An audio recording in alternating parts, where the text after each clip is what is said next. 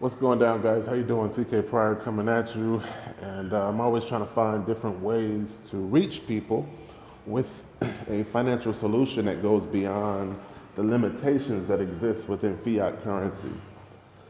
I talk about Bitcoin, gold, and silver as being a solution, and very few people respect that concept or even think about participating. But here are some simple comparisons that position you better if you have gold, silver, and Bitcoin. Number one, it's an equity asset that goes up. So essentially, you're trading in something losing value for something that's gaining value. As a business, you pay less in transactional fees because with Bitcoin, when the value of Bitcoin goes up, you hold that equity in your wallet. So that means that if Bitcoin goes up $30 and you only have one Bitcoin, then the value of your wallet when you log into it has gone up and you didn't even do anything. So there's no intermediaries, there's no middleman to Bitcoin. Any equity that's earned goes straight to you, which makes you your own bank. It empowers you and puts your money in your control. You don't have a central authority that is telling you what to do, what you can't do. You don't have someone that's charging you fees to access money that you have in their institution. So essentially, you become a more financial secure person than somebody that, say, holds their money in cash, in paper. I keep saying that paper is not a financial solution. People keep telling me that they're financially secure, but they're referencing that security on paper. And ask India how secure paper is. How many people know what's going on in India in terms of what the government decided to do with the highest value paper notes? They deleted them. So anybody that held those high valuation notes before deletion instantly lost income, lost wealth. So security is not in a promissory note because what happens if the government removes the promise? So the next issue in terms of comparisons is that whatever value you buy in at, you win the longer you hold it. Let me give you a simple example.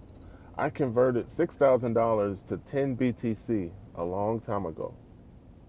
And today, my 10 BTC is worth well over $7,000. So I'm winning. And I foresee a $1,000 BTC in the future.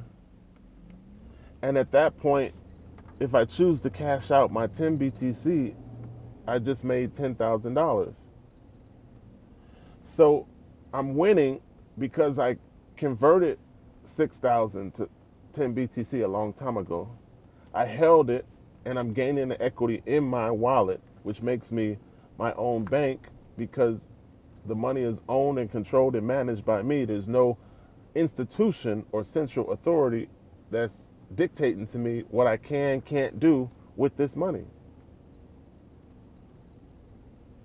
So I honestly try to help people with financial literacy that can allow you to grow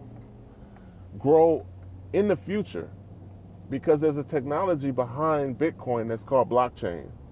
And blockchain technology is being adapted by countries, by major banking institutions, and by the future. Blockchain technology will do to money what internet did to the typical snail mail post office. How many people lick a stamp and write a letter? Most people just click a button or a mouse and send an email. And just like the beginning of the internet, people said, oh, that's stupid technology. It's not going to ever amount to anything.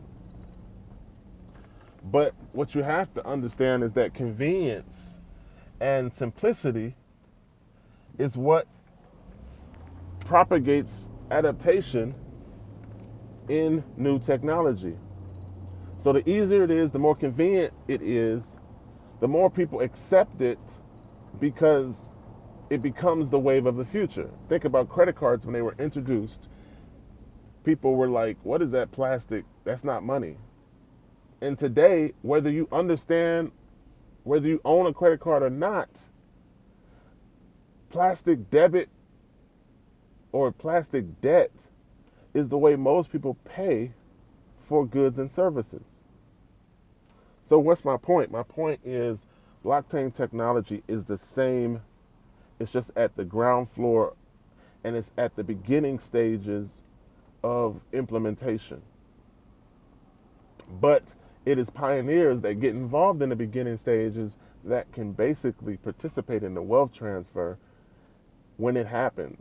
Because the people who already own cryptocurrency, gold and silver, will see huge equity gains as time goes on when paper money begins to devalue to the level where it's noticeable, and smart investors run to some sort of alternative to try to save their sinking ship.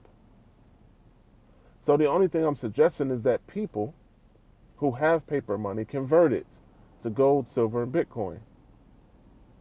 Because the platform that I use integrates all three into one online account, allows you to get gold grams, silver grams, and Bitcoin mining. Right now, silver is at its lowest that it's been in an extremely long time, which means you can afford to buy grams because of the low spot price when it comes to ounces. So all of this is a solution for anybody who's willing to accept it. All of this is a suggestion for anyone who wants to position himself in the wealth transfer. If you buy and hold now, you're going to make out like a fat rat later. And that's the reality of how our economic world is changing and how paper money is devaluing. Monetary policy from the government, fiscal irresponsibility from our lawmakers, and just the inflationary nature of paper money means that it's the worst way to store value. If you're truly looking to store value of your assets, you have to transfer paper money into gold, silver, and Bitcoin. Historically, for 6,000 years, the later of the two have been used to store value when it comes to money. I mentioned to you guys 1,000 times in different videos that paper money started out as a cleaner's receipt. That's all it was. It was a cleaner's receipt for the gold and silver that you had on deposit at the bank. It was easier to carry around a paper receipt of your deposit than it was to carry around gold and silver. So now we are entering a cashless society where governments are basically saying that paper money is being used by criminals and drug associated transactions, and that's the excuse being used to get rid of it. That is the talk of deleting the $100 bill because drug people are using it. That is the talk of deleting the 500 euro note because drug dealers are using it. And the issue is simply that paper money is a trackless transaction, whereas digital money can be controlled, tracked, and that's the reason why we're on the cliff of a cashless society.